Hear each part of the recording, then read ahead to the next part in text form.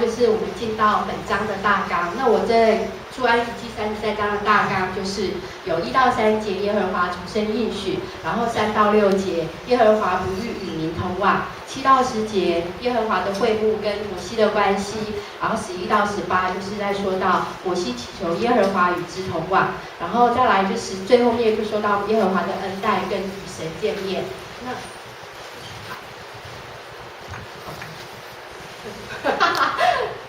所以这个不要插了，对不对？好，他们会帮我按，这是全自动的，谢谢你们。好，那再来就是本章的大纲的人有提到摩西、约书亚、以色列百姓、使者、迦南七族，然后最主要就是有略微提到了亚伯拉罕、以撒、雅各、迦南居民跟嫩，然后时间就是在摩西带领以色列人出埃及以后满3个月，然后地点是在西乃山的旷野，然后物有装饰，然后帐篷、会幕还有云柱。本章的大纲，我们看到的就是第一个就是耶和华的应许，然后耶和华不与民同往，摩西进入会幕里面祈求耶和华同行，约书亚的出场，还有神圣节。好，再来下一章，第一个事实就是神的应许。它里面有提到，就是神有提到说，一直不断的在出埃及记第6章第8节，然后还有约书亚43章就是4到45节，然后出埃及记21章23到24节，在这些章节，他一直提到就是耶和华的应许这件事，就是领以色列人到流奶与蜜之地。那我们可以看到这里就是神的应许是绝对不会落空，而且我们有看得到这个应许是非常重要，因为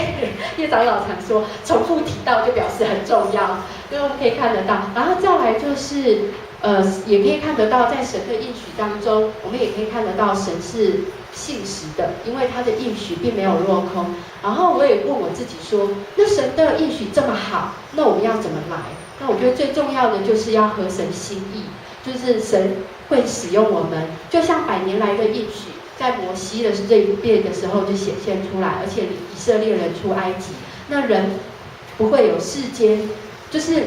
神用人，他不会有世间的条件，他不会有学历的问题，不会有身材的问题，然后选你绝对不是因为你学历比较高，选我也不是因为我长得比较可爱。好，再来就是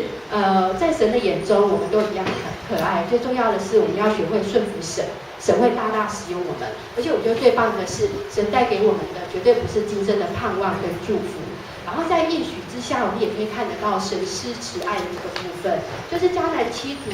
在迦南地行耶和华眼中见为恶的事，可是他却也施慈爱。当摩西一行人在旷野40年的时候，其实他也是给时间让迦南七族可以给时间悔改。下一章，我们可以看得到42就是神的诫命。那我觉得就是当我们有神的应许，神给我们一个很棒的自由国度的时候，可是我们也要遵守他的诫命。那再来就是最主要就是耶和华，他其实在这个章节当中，他有提到他不想要跟以色列人一起走，因为神他是赏罚分明的，神他会嘉许摩西这样子顺服的以色列人，但是当中有一些百姓他的恶行并没有改变，他还是行耶和华眼中见为恶的事，比如说像拜偶像，对不对？那我们虽然我们里面就是有人做错了，不苟同，那耶和华他也很不忍心，就这样子把人灭绝了。所以，可是耶和华并不认同，所以他不打算跟你一起走。那我们可以看得到，就是所以我们要遵守神的诫命，就像人在地上的律法一样，他约束同时保障他成千上万的孩子。神会明白告诉我们说什么可以做，什么不可以做。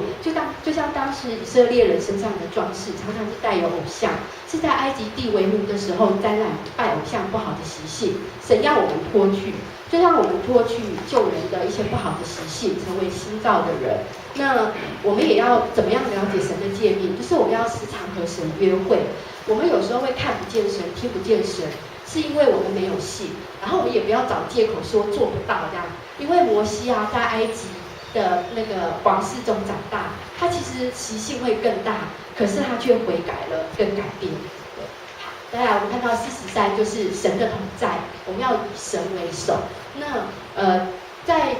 提到，就是耶和华出现的时候，云柱也出现，那就是云柱它也预表，就是也表示跟神就是耶和华的一个同在。然后再来就是耶和华，我们当时可以看得到耶和华的会幕是在帐篷之外，不是中心，因为当时的人还没有完全全部都顺服神，然后神是圣洁的，所以他并没有跟这些子民完全的在一起。然后我们只要全心的呼求神，其实耶和华就会出现，云柱也会出现。然后我觉得光是想到那个画面啊，就会让我觉得这是一个很棒很棒的景象。然后神从未离开，然后耶和华跟摩西的关系就是让我觉得很羡慕。然后摩西在祈求饶恕犯错的百姓，然后他祈求耶和华一起还是继续跟我们走吧，出埃及地。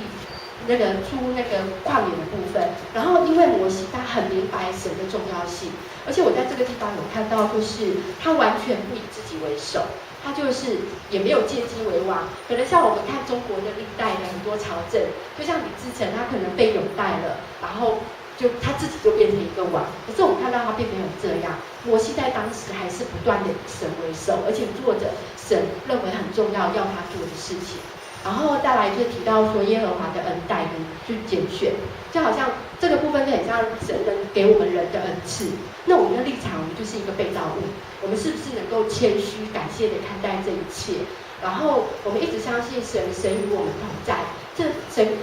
给我们的恩赐一定是最好的、最适合我们的，所以我们不会去羡慕别人的恩赐。